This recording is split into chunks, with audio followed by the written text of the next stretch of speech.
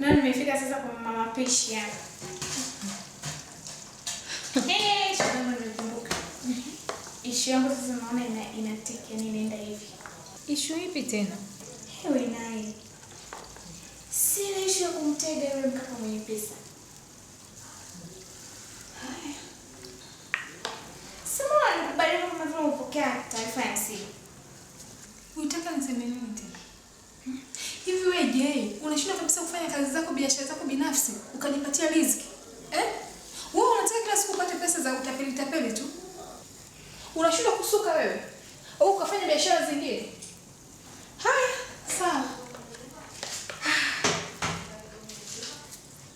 Hivi shoga yangu Adivera, kwa usawa huu hivi utapata wapi mtaji kwa milioni 50? Niambie.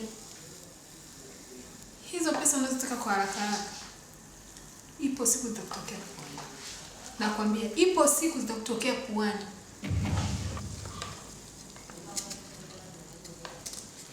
Yaani kwa hiyo ndio ushauri wako kumpa rafiki yako. Rafiki yako kipenzi, yaani ndio ushauri wako, yaani ndio umemaliza yani hapo hivi. Unataka niseme nini? Huo ndio uhalisia.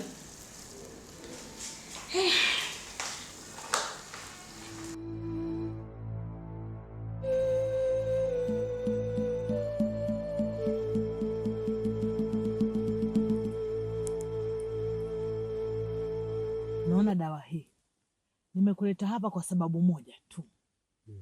Nataka kukuwekea ulinzi. Awe mchawi, awe anayepiga zongo, awe anayekuchota mguu, kukulisha ama kukunywesha, hata kuweza kupitia ulinzi huu. Sitaki baya lolote, yani wewe ndio unasikilizwa, sio na wasikiliza. Kuanzia sasa hivi unaweza ukafanya chochote kile. Leta hiyo mikono. Leta huko panapoanza kupokelea ubaya. Huko ndo panapopokelea ubaya. Tunaziba ubaya wote. Geuza. Na huko ndo panapofunika ule ubaya. Sasa tunafunika mabaya yao, sio ya kwetu. Wewe ndo utakuwa jemedari wa kijiji. Watakupiga tekefua. Iwarudie wao. Mimi ndio Bitefunde. Sishindwe na jambo. Wakikupiga usoni kukuangalia kwa zongo, basi liwageuzie wao huko nyuma. Usiwasikilize bali wakusikilize wewe. Kuanzia sasa hivi nimemaliza. Hakuna atakayeweza kukuchezea kwa lolote lile. Hii ndio tosha yao.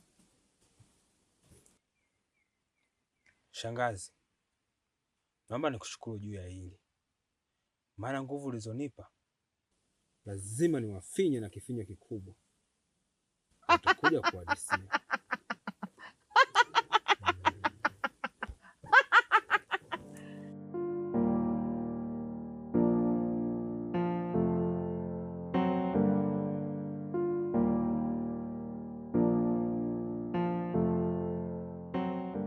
Serious.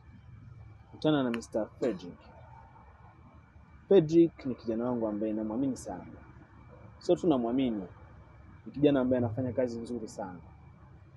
Yaani katika vijana bora kwa fahamu. Mr. Fredrick, kutana na mpenzi wangu Jay. Kama una kumbukumbu nzuri, unaweza kukumbuka ilikuwa katika bata zetu zile, katika swimming. Basi kwamba nikutana naye, ulimsearch siku ile. Lakini leo ndo hivyo, kama Mungu bwana nipo naye. Kwa hiyo kama ulivyokuwa unanichukulia mimi bosi wako, basi pia ni bosi wako. Kwa hiyo mipango yote na kila kitu, maamuzi yanaweza kutoka kwangu au kwake. Kwa hiyo tutamshirikisha, ashakuwa ni mmoja kati ya timu yetu. Kwa hiyo mpenzi wangu, Mr. Fredrick ni kijana wetu. Nashukuru kufahamu Mr. Fredrick. Nami nashukuru pia kukufahamu. Karibu sana. Asante. Ya, sasa tutaenda kutana kwa majukumu ya kazi kwa sababu pia ni bodyguard wangu. Kwa wakati mwingi nitakuwa naye. Kwa usijali mke wangu sana. Okay. Nadhani tuondoke, muda umekwenda sana. Okay? Oh, pole mama. Yeah.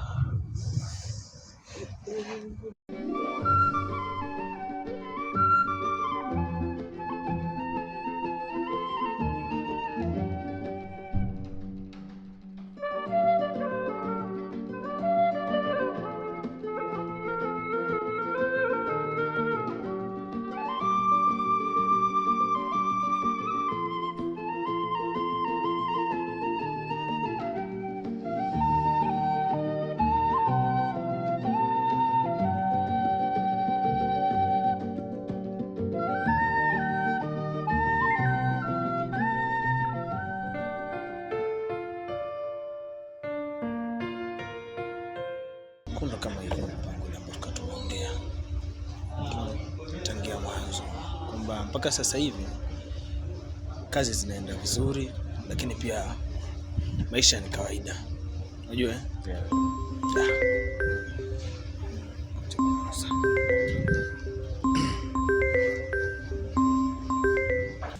Yes, boss, hello. Mambo vipi boss? Sasa ripoti za huko kidogo sio njema sana. Kwamba imekwaje? Wale vijana wawili ambao waliagiza rudi mjini. Tayari Chikongo amepita nao. Yaani tunapozungumza saa hizi. Nafikiri kama wajaliwa nyama basi ashafanya misugule.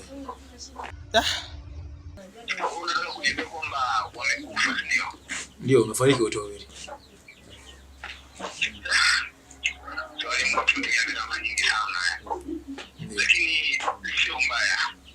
Labda tungewapatia tu heshima. Ya, tungewapatia heshima. Sasa ningewaomba popote mlipo msimame kwa muda wa dakika moja. Ndio. Haina shida.